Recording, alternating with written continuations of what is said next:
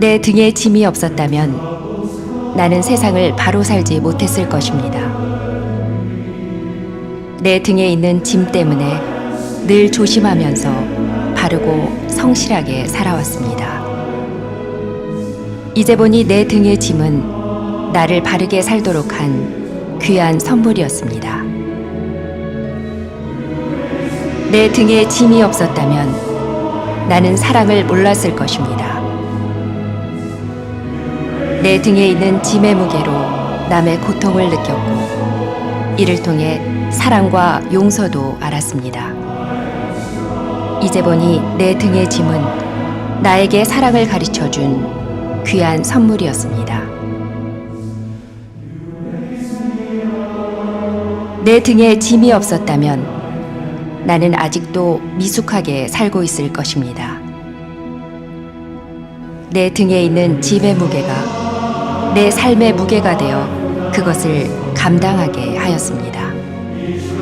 이제 보니 내 등의 짐은 나를 성숙시킨 귀한 선물이었습니다. 내 등에 짐이 없었다면 나는 겸손과 소박함의 기쁨을 몰랐을 것입니다. 내 등의 짐 때문에 나는 늘 나를 낮추고 소박하게 살아왔습니다. 이제 보니 내 등의 짐은 나에게 기쁨을 전해준 귀한 선물이었습니다. 물살이 센 냇물을 건널 때는 등에 짐이 있어야 물에 휩쓸리지 않고 화물차가 언덕을 올라올 때는 짐을 실어야 헛바퀴가 돌지 않듯이 내 등의 짐이 나를 불의와 안일의 물결에 휩쓸리지 않게 했으며 삶의 고개를 하나하나 잘 넘게 했습니다.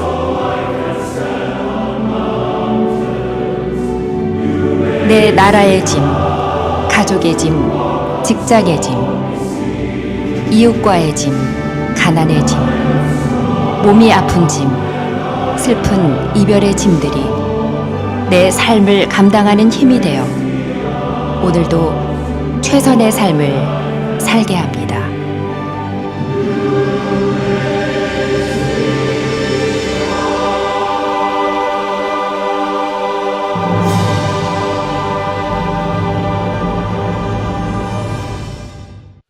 오늘의 말씀은 우리가 잘 알고 있고 그 유명한 오병이어의 말씀입니다. 가장 쉬운 것이 가장 중요한 때가 있기에 우리가 다 알고 있는 말씀입니다만은 이 말씀이 우리에게 주시는 교훈이 크다고 하는 사실을 기억하면서 오늘 말씀을 듣기를 원합니다. 어린아이가 드렸던 이 작은 도시락, 떡 5덩어리와 물고기 2마리가 바로 어떠한 믿음을 이야기하고 있는지를 생각하면서 이 고난주간의 십자가의 삶을 묵상해 보려고 합니다. 예수님께서 전도 여행에 돌아온 제자들로부터 보고를 받은 다음에 한적한 곳에 가서 쉬라고 말씀을 하시고 본인도 함께 가서 쉬시는 것을 보게 되었습니다. 근데 그 쉼의 장소에 수많은 사람들이 몰려듭니다. 예수님에게 도움을 받고자 예수님이 가시는 곳이 어디든지 간에 그들은 예수님을 찾아왔던 것입니다. 그런데 예수님은 그렇게 찾아온 영혼들을 불쌍히 여기시고 그들이 가져온 문제들을 한 가지 한 가지 다 해결해 주셨습니다.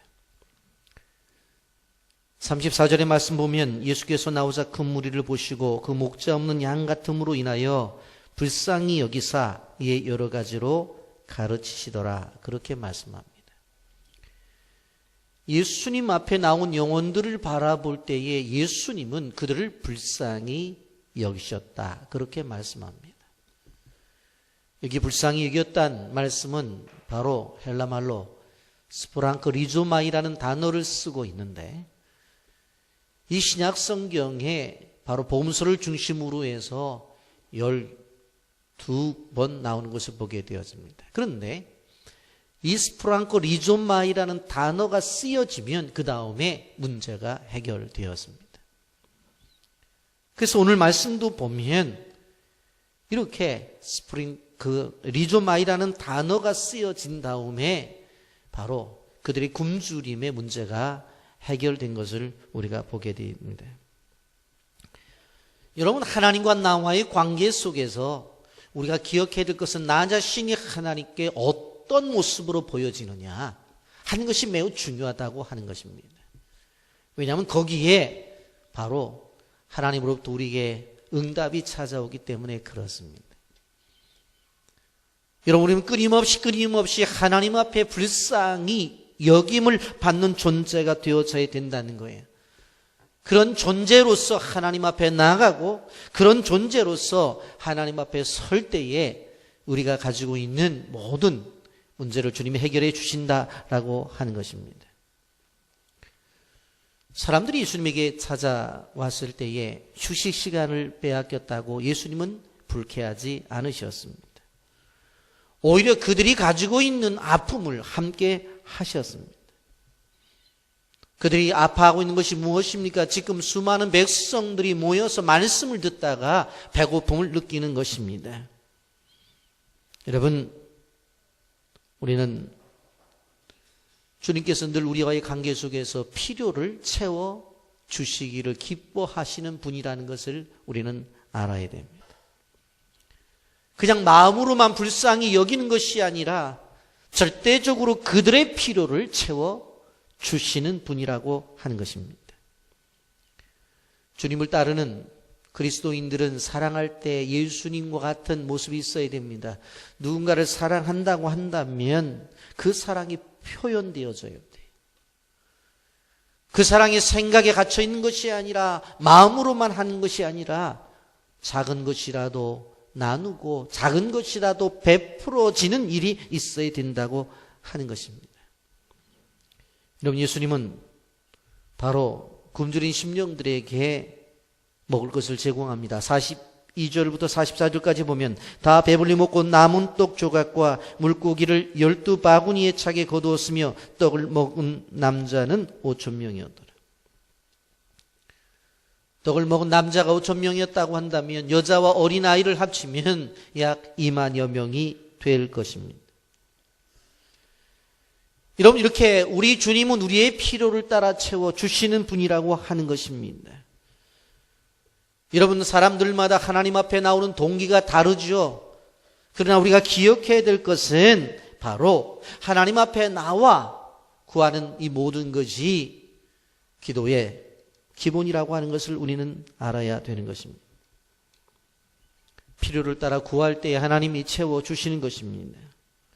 배고픔에 처해 있는 그들에게 주님은 배부르게 해주셨다고 하는 것을 우리는 기억해야 됩니다.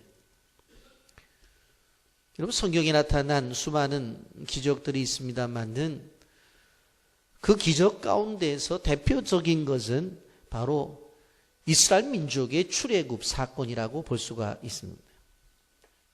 장령만 70만이었으니까 거기도 여자와 어린아이를 합치면 약 200만 명 정도 되어지는 그러한 이스라엘 백성들입니다. 그런데 40년 동안을 광야 생활 속에서 굶어 죽었다는 이야기가 없어요. 사막은 길이 없어요. 그런데 하나님께서 구름 기둥과 불 기둥을 통해서 바로 가라 하시면 그들이 갔고 멈추라 하시면 멈추었던 거예요. 그들이 먹고 살기 위해서 농사를 지었다는 얘기가 없어요. 그런데도 굶지 않았어요. 그들이 마실 물을 위해서 우물을 팠다는 이야기도 없어요. 그런데 목말랐다는 이야기가, 그래서 죽었다는 이야기가 없다는 거예요. 왜 그래요? 주님께서 그들의 필요를 채워 주셨기 때문에 그렇습니다. 여러분, 요즘 노후에 대해서 걱정하시는 분들이 계시죠. 은퇴 후에 염려하시는 분들도 계셔요. 아, 내가 뭐해서 먹고 사나? 그러나 꼭 기억해야 돼요. 하나님의 자녀들은 하나님이 책임져 주신다고 하는 것입니다.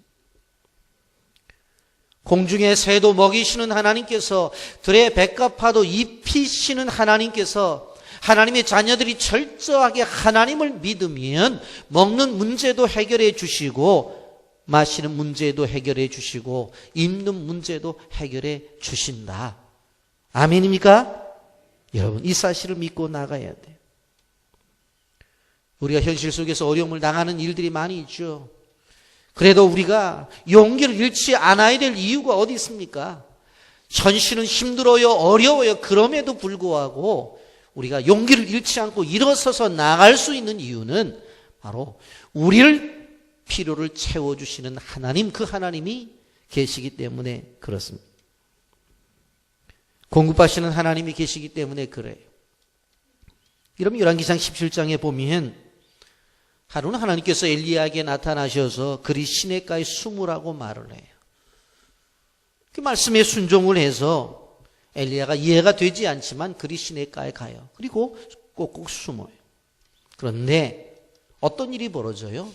까마귀가 나타나더니 까마귀가 고기와 떡을 전해주는 거예요. 저는 이 본문을 볼 때마다 무슨 생각이 드냐 하면은, 고기를 갖다 준 거는 이해가 되어져요. 왜? 뭐 까마귀가 참새 잡을 수 있잖아요. 자기보다 좀 등치가 작은 그러한 것들을 잡아서 가져올 수 있는데 떡은 어디서 구했는지 이해가 되질 않아요. 나중에 제가 하나님 나라 가서 꼭 물어보려고 그래요. 이 떡 어떻게 구했는지. 이 떡을 어떻게 구했는지. 그런데 이 까마귀는 여러분, 내기에 보면 불결한 짐승이에요. 엘리야가 생각했을 때도 까마귀는 불결한 짐승이었는데 불결한 짐승이 가져와서 먹으라고 그렇게 이야기를 하는 거예요. 그런데 엘리야가 그리 시냇가에서 그 까마귀가 갖다 주는 고기와 떡을 먹고 생명을 유지했잖아요. 우리가 교회론을 공부를 하다 보면 이 교회론에 우리가 생각해 볼 수 있는 것이 교회가 어떻게 생성이 됐는지, 처음에 시작되어진 것이 바로 제단입니다. 족장시대 아브라함과 이삭과 야곱은 가는 곳마다 뭐예요? 제단을 쌓았어요. 그리고 그 제단 시대가 지난 다음에 광야에 들어가게 되어지면 하나님과 만난다고 해서 성막이라고 말을 하고, 회막이라고 말을 하고, 거룩한 장소라고 해서 성막이라고 말을 하고, 또 이사를 다닌다고 해서 장막이라고 보통 말하고 있는 이 회막, 성막, 장막, 이것을 만들잖아요. 누구를 통해서? 이스라엘 백성들을 통해서. 애굽에서 나오게 되어질 때에 금과 은을 가지고 나와 광야에 있는 나무들을 잘 정리를 해서 바로 금과 은을 녹여서 뭘 만들어내요? 이 성막을 만들어서 그걸 예배의 장소로 사용했어요. 근데 이제 그 시대가 지나서 이제 가나안에 들어간 다음에 하나님이 원하시는 것이 무엇이었어요? 성전이었어요. 그래서 성전을 지어요. 그런데 그 성전을 지을 때 보면 다윗은 준비만 해요. 누가 지어요? 솔로몬이 짓잖아요. 그런데 그 지은 성전을 솔로몬 성전이라고 말을 해요. 그리고 하나님의 말씀 앞에 순종하며 살지 않아서 결국 이스라엘 민족이 무너져버리고 바벨론의 포로로 잡혀갑니다. 그런데 바벨론의 포로로 잡혀갔던 이스라엘 백성들이 뭘 그리워했던 게 뭡니까? 성전이었어요. 그래서 스룹바벨을 중심으로 해서 이스라엘 백성들의 일부가 돌아와서 스룹바벨 성전을 짓습니다. 그런데 그 성전을 지을 때도 과정 속에서 보면 돌아온 이스라엘 백성들뿐만 아니라 많은 주변의 이방인들도 동참을 했고 이방인들의 도움을 받은 것도 볼 수가 있습니다. 그런데 그 성전도 무너져요. 그리고 그 외에 헤롯이 바로 유대인들의 환심을 사기 위해서 헤롯 성전을 지어요. 여러분, 헤롯 대왕이 얼마나 못된 사람이에요. 그럼에도 불구하고 우리가 기억해야 될 것은 그렇게 지은 헤롯 성전에도 주님이 그곳에 가셨다고 하는 것을 우리는 복음서를 통해서 볼 수가 있다고 하는 것입니다. 하나님은 우리에게 역사하실 때에 어떻게 역사하시느냐, 일정한 공식이 없어요. 까마귀를 통해서도 먹을 것을 주시는 분이에요. 바로 믿지 않는 사람들을 통해서도 하나님의 역사를 이루어 내시는 분이라고 하는 것을 우리는 기억해야 되는 거예요. 왜? 하나님은 온 우주의 주권을 가지고 계신 분이기 때문에 그렇습니다. 믿는 우리에게만 하나님의 주권이 항상 주장되어지는 것이 아니라 믿지 않는 세계, 이 온 지구상의 세계 속에서 하나님의 주권을 움직이기 때문에 그분의 손에 의해서 움직이는 거 있다고 하는 것입니다.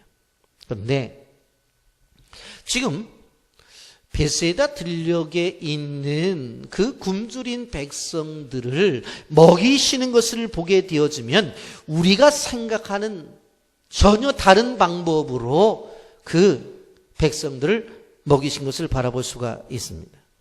제자들이 뭐라고 말해요? 이곳은 빈들입니다. 그래서 이 무리들을 보내어서 마을에 들어가 먹을 것을 사 먹게 하라고 그렇게 주님께 말씀을 드립니다.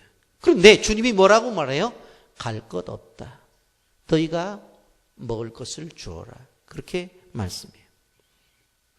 마태복음 14장 15절 16절입니다. 저녁이 되매 제자들이 나와 이르되 이곳은 빈들이요 때도 이미 저물었으니 무리를 보내어 마을에 들어가 먹을 것을 사 먹게 하소서. 예수께서 이르시되 갈 것 없다. 너희가 먹을 것을 주라. 이건 말이 안 되는 이야기잖아요. 말이 안 되는 이야기잖아요. 제자들이 와서 이들을 흩어서 이제 이 사람들을 숫자를 세어보니까 남자만 5천 명이었으니까 여자와 아이들까지 포함하면 2만 명이 되어지니까 자, 예수님 좀 나이가 들고 어린아이들은 가까운 만수동에서 먹게 하고 그리고 조금 더 다리가 튼튼한 사람들은 논현당으로 가게 하고 아니면 서창동으로 보내든지 이렇게 흩어서 제대로 먹을 수 있게끔 해줘야 될 게 아닙니까? 라고 그렇게 제안을 했어요. 아주 지혜로운 제안이에요. 아주 합리적인 제안이에요. 그런데 예수님이 뭐라고 말씀하세요? 할 것 없다. 너희가 먹을 것을 줘라. 너희가 먹을 것을 줘라는 거예요. 여러분 생각을 해보세요. 숫자적으로 앉아있는 사람들은 한 2만여 명 되고 제자들은 12명인데 그걸 어떻게 줘요?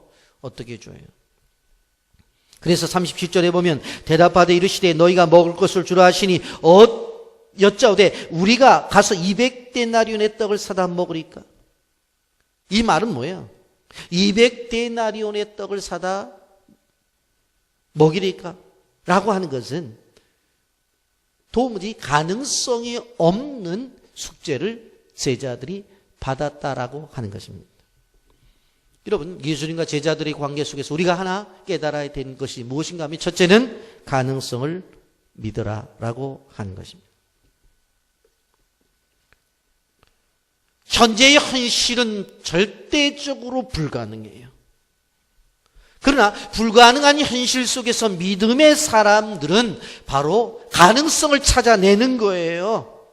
많은 사람들이 불가능하다고 지레 겁먹어요. 그러나 믿음의 사람들은 그래서는 안 되는 거예요. 주님을 믿는 믿음이라고 하는 것은 불가능한 상황 속에서도 믿는 거예요. 여러분 따라서 하십시오. 주님을 믿는 믿음은 불가능한 상황 속에서도 믿는 것이다. 아멘입니까? 좀 더 크게 주님을 믿는 믿음은 불가능한 상황에도 믿는 것이다.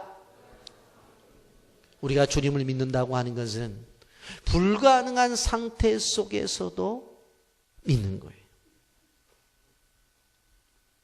끊임없이 우리는 가능성을 찾아가 보는 거예요. 37절에 보면 대답해 이르되 너희가 먹을 것을 주라 하시니 여짜오되 우리가 가서 200데나리온의 떡을 사다 먹으리까?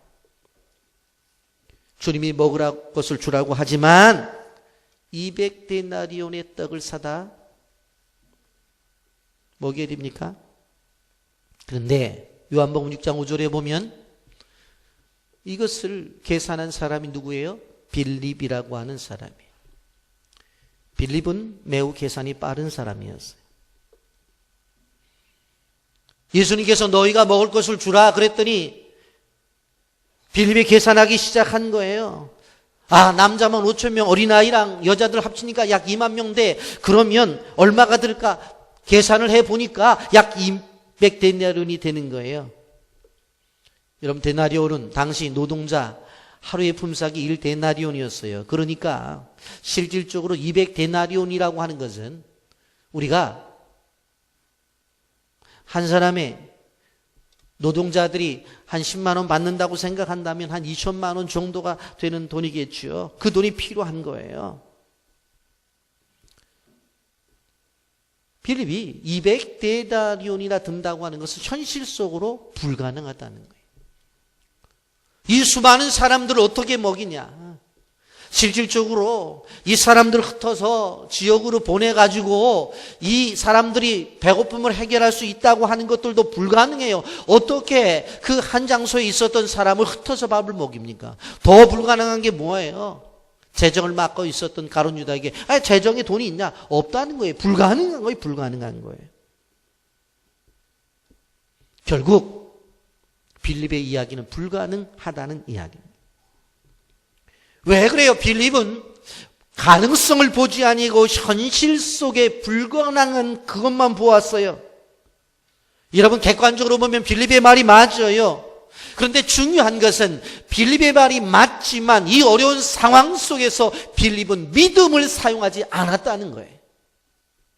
여러분, 우리는 기억해야 돼요. 빌립은 현실적이어서 불가능하다고 이야기를 해요. 이건 말도 안 되는 소리라고 이야기를 해요. 여러분, 믿음이라고 하는 것은 현실 너머에 있는 것을 보는 게 믿음이에요. 그게 진정한 믿음의 모습이에요. 여러분, 홍해 바다를 건너가는 이스라엘 백성들의 모습을 보십시오. 생각해보면 출애굽이 가당키나 한 일입니까? 그러나 하나님은 현실을 초월하여 하나님의 역사를 이루시잖아요. 성경 속에 나타나는 수많은 기적들을 보게 되어지면 우리가 바라보게 되어질 때에 현실 속에서 불가능한 것들을 이루어냈기 때문에 기적을 맛본 것이지, 현실에 붙잡혀 있었던 사람들은 기적을 만들어내지 못했던 것을 보게 되어집니다. 과학자들은 철저한 데이터에 근거해서 연구를 하고 이야기를 합니다마는 신앙은 과학 이상인 것입니다. 현실을 뛰어넘어서 하나님의 역사를 만들어내는 거예요. 여러분, 풀기 어려운 문제들이 있을 때에 불가능하다고만 생각하지 마세요. 우리는 하나님을 믿는 사람들이기 때문에 그 속에서 가능성을 찾아내야 돼요. 믿음의 가능성을 믿고 주님이 하실 수 있다고 하는 믿음을 가지고 나가야 된다고 하는 것입니다. 무슨 일을 만나든지 간에 현실 속에서 계산기를 제일 먼저 두드리는 사람들이 있어요. 이 시대의 빌립이라고 말씀드릴 수가 있어요. 여러분, 기억해야 될 것은 하나님께서는 계산에 능한 사람들을 통해서 역사하시는 것이 아니라 하나님은 믿음의 사람들을 통해서 역사하신다는 것을 아셔야 돼요. 여러분, 따라서 하십시오. 하나님께서는 계산에 능한 사람을 통해서 역사하시는 것이 아니라 하나님을 믿는 믿음의 사람을 통해서 역사하신다. 아멘입니까? 하나님은 계산에 능한 그러한 사람들을 통해서 역사하시는 분이 아니세요. 하나님은 믿음의 사람을 통해서 역사하시는 거예요. 그래서 우리는 나는 못한다고 하는 그런 이야기를 해서는 안 되는 거예요. 여러분, 그런데 우리는 또 하나를 볼 수 있어요. 그 현실 속에서 최선을 다하라는 거예요. 여러분, 문제 앞에 있는 제자 가운데 한 사람은 그 현실 속에서 최선을 다하는 것을 볼 수가 있어요. 요한복음 6장 8절 9절에 보면 제자 중 하나 곧 시몬 베드로의 형제 안드레가 예수께 여짜오되 여기에 한 아이가 있어 보리떡 5개와 물고기 2마리를 가지고 있나이다. 그러나 그것이 이 많은 사람들에게 얼마나 되겠사옵나이까. 안드레는 달랐어요. 성경 전체를 보게 되어지고 복음서를 보더라도 안드레는 부름받았을 때 이름이 나오고 이 오병이어의 사건 속에서 나오지 다른 데 그렇게 나오지를 않아요. 그런데 빌립과는 다른 장점이 있었어요. 이 수많은 사람들을 어떻게 먹일 수 있을까? 놀랍게도 이 오병이어의 사건은 어린아이의 도시락으로 시작되었어요. 안드레도 빌립처럼 앉아서 불평이나 하고 앉아 있었더라면 그 어린아이 도시락을 발견할 수 없었을 것입니다. 여러분, 그런데 빌립은 그러지 않아요. 38절에 보면 이르시되 너희에게 떡 몇 개가 있는지 가서 보라 하시니 알아보고 이르되 떡 5개와 물고기 2마리가 있더이다 하거늘 그랬어요. 예수님 뭐라고 말씀하세요? 떡이 얼마나 있는지 알아보라 그랬어요. 알아보라면 알아보면 되는 거예요. 그리고 숫자를 이야기하면 되는 거예요. 앉아서 이것 가지고 어떻게 해결할 수 있냐고 하지 말고 너에게 떡 몇 개가 있는지 가서 알아봐라. 순종하고 알아보면 되는 거예요. 그래서 알아보니 떡 5덩어리에 물고기 2마리가 있는 이 어린아이 도시락을 발견한 거예요. 그것을 가지고 누구에게 와요? 예수님에게 오는 거예요. 여러분, 오늘 우리가 알 수 있는 것은 무엇입니까? 안드레는 최선을 다하잖아요. 말씀에 순종하잖아요. 그래서 발견한 것이 뭐예요? 떡 5덩어리에 물고기 2마리예요. 그런데 그것을 가지고 주님 앞에 드리잖아요. 여러분, 빌립처럼 계산을 해서 이 떡 5덩어리와 물고기 2마리 가지고 이걸 어떻게 해결을 해? 최소한도 200데나리온이나 드는데 그런 생각을 하지 않았다라고 하는 것입니다. 여러분, 하워드 가드너라고 하는 박사가 탁월한 업적을 남겨 7명의 거장들을 연구했는데 열정과 기질이라고 하는 책에서 뭘 발표해요? 최소한도 10년 동안 이 사람들은 최선의 노력을 기울이고 집중적으로 연구를 했기 때문에 이렇게 될 수 있었다라고 그렇게 말을 해요. 여러분 아셔야 돼요. 그 어린아이 도시락을 가지고 오는 게 말이 됩니까? 여러분 기억해야 될 것은 무엇인가 하면 말이 안 되는데 말이 되게 하는 것이 믿음이에요. 이것이 성경이 가르쳐 주는 거예요. 여러분 다시 한번 따라서 하세요. 말이 안 되는데 말이 되게 하는 게 믿음이다. 말이 안 되잖아요. 그런데 결과적으로 보세요. 떡 5덩어리와 물고기 2마리로 5,000명을 먹이고 12광줄이 남기잖아요. 말이 되잖아요. 우리는 믿음의 도전을 하게 되어질 때 말이 안 되는 일들이 우리 주변에 많아요. 그런데 말이 안 되는 일들을 믿음으로 붙잡고 이뤄내는 것, 이러한 믿음의 사람들이 되어져야 된다고 하는 거예요. 여러분, 떡 5덩어리와 물고기 2마리를 가지고 나와서 이제 누구에게 맡겨요? 주님의 손에 맡겨요. 주님께 맡기는 거예요. 41절 다 같이 함께 읽어봅니다. 시작. 예수께서 떡 5개와 물고기 2마리를 가지사 하늘을 우러러 축사하시고 떡을 떼어 제자들에게 주어 사람들에게 나눠주게 하시고 또 물고기 2마리도 모든 사람에게 나누심에 그랬어요. 여기에 오늘을 보면 동사가 3가지가 나눠요. 축사하셨다, 떡을 떼셨다, 또 주셨다 하는 거예요. 제일 먼저 뭘 해? 축사를 하셔. 축사를 하셔. 감사했다는 거예요.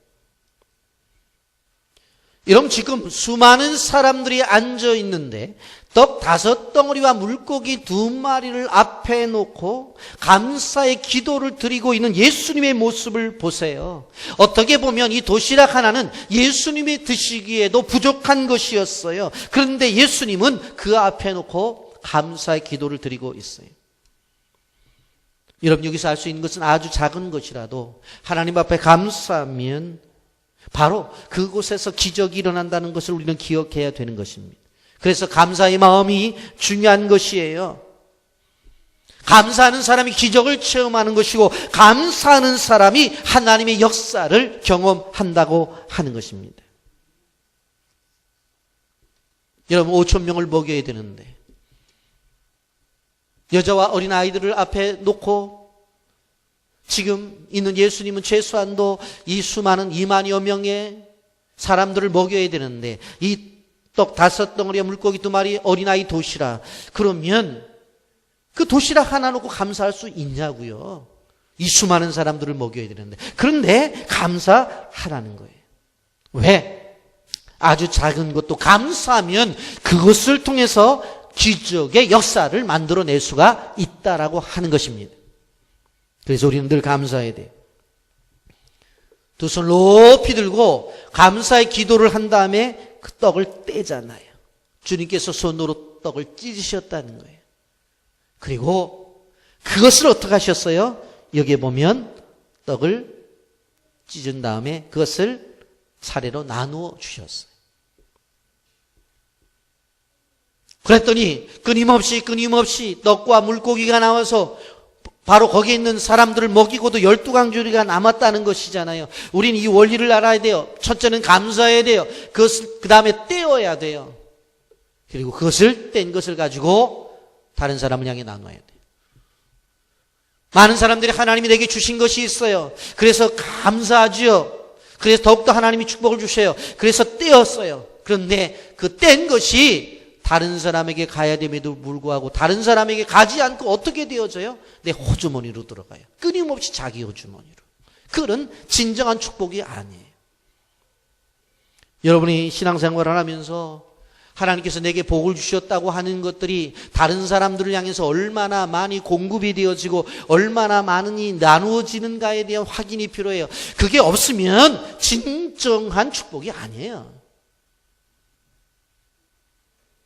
여러분 42절 43절 보세요. 남은 떡 조각과 물고기를 12바구니에 차게 거두었으며 떡을 먹은 남자는 5,000명이었더라. 여러분 만약에 안드레가 예수님께서 도시락이 얼마나 있는지 먹을 것이 얼마나 있는지 좀 알아보라고 그랬을 때 알아봤어요. 그랬더니 어린아이가 제 것 있어요. 내놓는 게 보니까는 떡 5덩어리 물고기 2마리예요. 그 물고기라는 것은 헬라말로 아사리온이라는 단어를 쓰고 있는데 우리식으로 말하면 멸치만한 거 멸치만한 거. 그게 무슨 큰 게 되겠어요. 보니까 여러분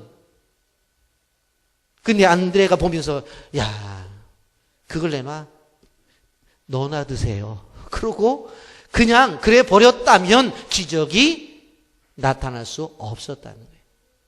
인간의 눈으로 보고 인간의 시각으로 보게 되어지면 그건 어린아이 도시락이기 때문에 그것을 가져다가 주님께 바친다고 하는 것은 믿음이 아니고는 될 수가 없다고요. 여러분 생각해 보세요. 그걸 보면 무슨 생각을 하겠어요?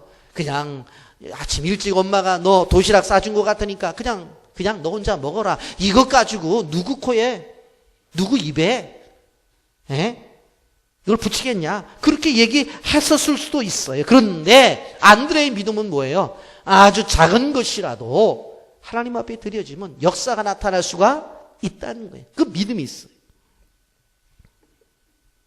여러분 우리는 기억해야 돼요. 영적인 선물도 마찬가지. 우리가 모든 것을 주님 앞에 내어 맡기기 전에는 내가 얻을 수가 없습니다. 주님께 맡기지 못하고 내가 걱정을 합니다. 우리가 기억해야 될 것이 무엇인가 하면 내가 다 할 수 있고 내가 모든 것을 할 수 있다면 굳이 하나님 믿을 필요가 없어요. 왜? 내가 다 아는데 내가 하나님인데. 우리가 할 수 없기 때문에 하나님을 믿고 그분 앞에 모든 것을 내어 맡기는 거예요. 철저하게 하나님 앞에 내어 맡기는 거예요. 여러분 우리가 할 수 없는 것들이 너무나 많습니다.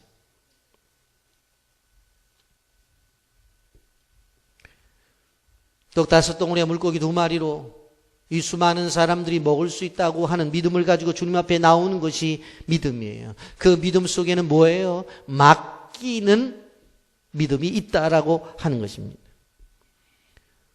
우리는 내 문제를 나 혼자 해결하려고 고아처럼 발부둥 치는 사람들이 너무나 많아요. 그렇게 해서는 안 돼요. 예수님이 우리를 도와주시기 때문에 우린 예수님께 모든 것을 맡겨야 되는 거예요.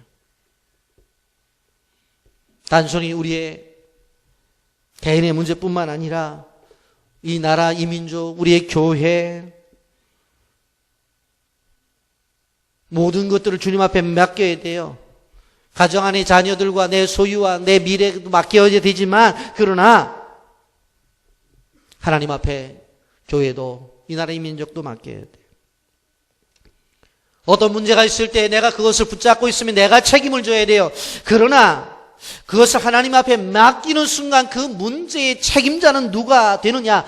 내가 아니라 하나님이 되신다는 걸 알아야 돼요. 그래서 하나님 앞에 모든 것을 맡겨야 돼요. 그러면 그 문제를 내가 해결하는 것이 아니라 하나님이 해결하신다라고 하는 것입니다. 너희가 먹을 것을 주어라. 그 속에서 빌립은 계산기를 두드리지만 안드레는 어떻게 하든지 간에 그 안에서 문제를 해결하려고 어린아이 도시락을 가지고 주님 앞에 나갔습니다. 이러한 모습이 여러분에게 있기를 예수님의 이름으로 축복합니다. 근데 이 오병이어의 사건은 요한복음에 보니까 십자가의 사건입니다. 성찬입니다. 사람들은 십자가라고 말을 하게 되어질 때 고난을 이야기하죠. 근데 자기가 잘못해놓고 어려움을 당하면 그게 자기 십자가래요. 성경은 그렇게 말하지 않아요. 진정한 십자가라는 것은 무엇입니까? 바로 하나님의 나라를 위해서 자신이 해결해야 될 일들, 그게 십자가예요. 오늘 본문을 보게 되어지면 지금 2만여 명이 되어지는 굶주린 사람들에게 먹을 것을 줘야 되는 것이 예수님의 십자가였어요. 왜? 예수님이 해야 될 일이기 때문에. 그리고 궁극적으로 예수님 우리의 죄를 위해서 십자가에 죽으셨다는 것을 우리는 기억해야 됩니다. 이런 요한복음 6장 1절부터 15절에 이 오병이어 사건이 나오는데 6장 22절을 보게 되어지면 즉 이것에 대한 해석이 나옵니다. 오병이어 사건이 일어난 다음에 사람들이 예수님을 임금으로 삼으려고 생각해요. 왜 그래요? 야, 떡 5덩어리하고 물고기 2마리로 5,000명을 먹이고도 12강주리를 남기는데 우리가 굳이 직장생활 필요가 있어? 우리가 굳이 농사를 지을 필요가 있어? 우리가 굳이 사업을 할 필요가 있어? 없잖아. 그냥 저분 앞에다가 그냥 떡 몇 덩어리하고 생선 몇 마리 갖다 놓으면 한번 기도하면 수많은 사람들이 먹고 남는데 굳이 우리가 일할 필요가 없지. 야, 저분을 왕으로 삼자 하고 사람들이 몰려든 거예요. 그래서 제자들을 가버나움으로 보내시고 자기도 가버나움으로 가는 거예요. 그런데 이 가버나움에 수많은 사람들이 찾아왔어요. 그 찾아왔을 때 예수님이 이렇게 말씀하세요. 요한복음 6장 26절을 말씀해 보면 예수께서 대답하여 이르시되 내가 진실로 진실로 너희에게 이르노니 너희가 나를 찾는 것은 표적을 본 까닭이 아니요 떡을 먹고 배부른 까닭이로다. 너희가 나를 찾아온 것은 사실은 하나님의 손길을 느끼는 이 표적을 본 것이 아니라 너희들이 먹고 배불렀기 때문이라고 그렇게 이야기를 해요. 그러면서 주신 말씀이 27절입니다. 썩을 양식을 위하여 일하지 말고 영생하도록 있는 양식을 위해서 하라. 이 양식은 인자가 너에게 주리니 인자는 아버지 하나님께서 인치신 자니라 그랬어요. 썩을 양식을 위해서 일하지 말아라. 이제는 영생하도록 있는 양식을 위해서 일해라.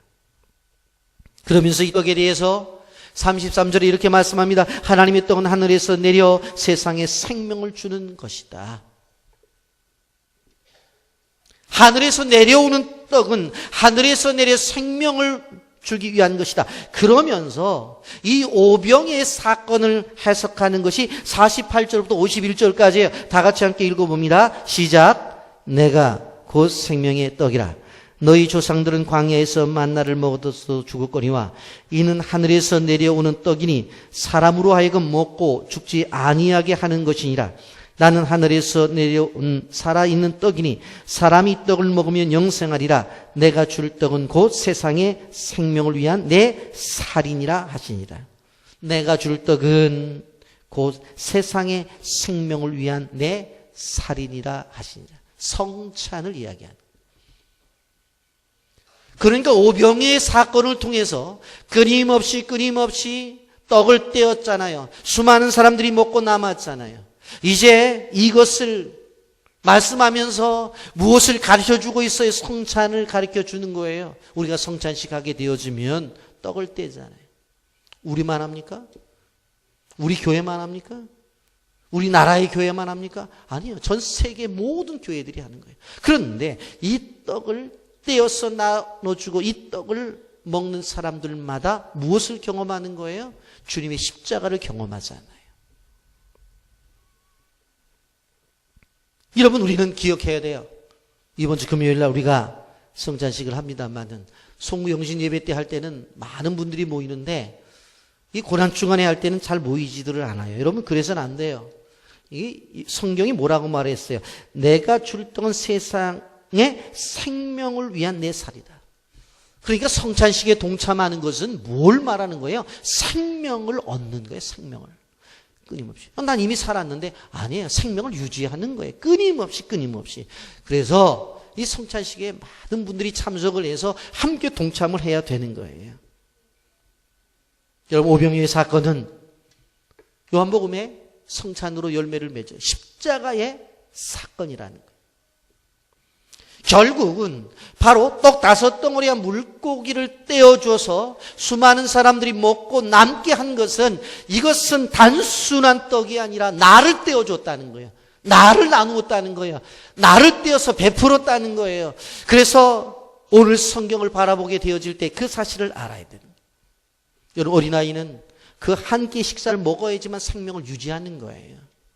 더 깊게 보면 그 어린아이가 또 5덩어리의 물고기를 준 것은 자기의 생명과 같은 것이었어요. 그런데 그것을 내어놓으니까 수많은 사람들이 먹고 배부르잖아요. 예수님도 마찬가지예요. 자신의 생명을 떼어서 나누어 주니까, 성찬을 하니까 거기에 성찬에 동참하는 모든 사람들이 생명을 얻는 거예요. 여기에 하나님의 은혜가 있다고 하는 것을 기억해야 돼요. 여러분, 그러므로 우리가 기억해야 될 것은, 예수님께서 축사하시고 그것을 떼어서 나누어 주었다고 했을 때에 항상 우리에게 주신 것들을 가지고 하나님 앞에 감사하죠. 그럼 그것을 떼었으면 그것이 다른 사람들에게 가고 있는가를 봐야 돼요. 내게 받은 하나님의 축복이 다른 사람들을 위해서 제공되어지지 않는다고 한다면 그건 진정한 축복이 아니에요. 선교지를 향해서, 이웃을 향해서, 보다 다른 사람들을 향해서 끊임없이 베풀고 나누어 줘야 되는 거예요. 말씀을 정리합니다. D.L. 무디 목사님을 잘 아실 것입니다. 초등학교 교육밖에 받지 못했어요. 학교를 지나갈 수도 없고 교회 와서 어떻게 좀 봉사를 하려고 해도 허락을 하질 않는 거예요. 끊임없이 D.L. 무디 목사님이 기도를 했어요. 그런데 그가 기도할 때에 항상 중심으로 암송하면서 하나님 앞에 기도한 것이 있었어요. 빌립보서 4장 19절 말씀입니다. 다 같이 함께 읽어봅니다. 시작. 나의 하나님이 그리스도 예수 안에서 영광 가운데 그 풍성한 대로 너희 모든 쓸 것을 채우시리라. 아멘. 나의 하나님이 그리스도 예수 안에서 영광 가운데 그 풍성한 대로 너의 모든 쓸 것을 채우시리라. 그럼 뭐라고 배웠어요? 이 구절을 가리켜서 그리스도인들의 은행이라고 그랬어요. 여러분, 이 말씀을 붙잡고 여러분들도 암송하면서 매일매일 기도하시기를 주님의 이름으로 축복합니다. 여러분의 삶, 자녀 교육, 수많은 여러분들이 필요한 것들 있죠. 보면 그 풍성한 대로 너희 모든 쓸 것을 채우시리라. 벳사다 광야에서 굶주린 영혼들을 채워주셨어요. 여러분, 세상의 사람들은 계산을 하지만 우리는 바로 계산하지 않아요. 왜? 믿음이 있기 때문에. 현실만 바라보면 하나님의 기적을 체험할 수가 없어요. 우리는 믿음의 사람으로서 하나님이 주신 은혜를 바라보며 나가야 된다고 하는 것입니다. 믿음의 눈을 여시기를 바랍니다. 오병이어로 5,000명을 먹이신 주님의 능력이 있다고 한다면 우리에게도 모든 것을 해결해 주실 수 있는 능력이 있다는 것을 우리는 기억해야 되는 것입니다.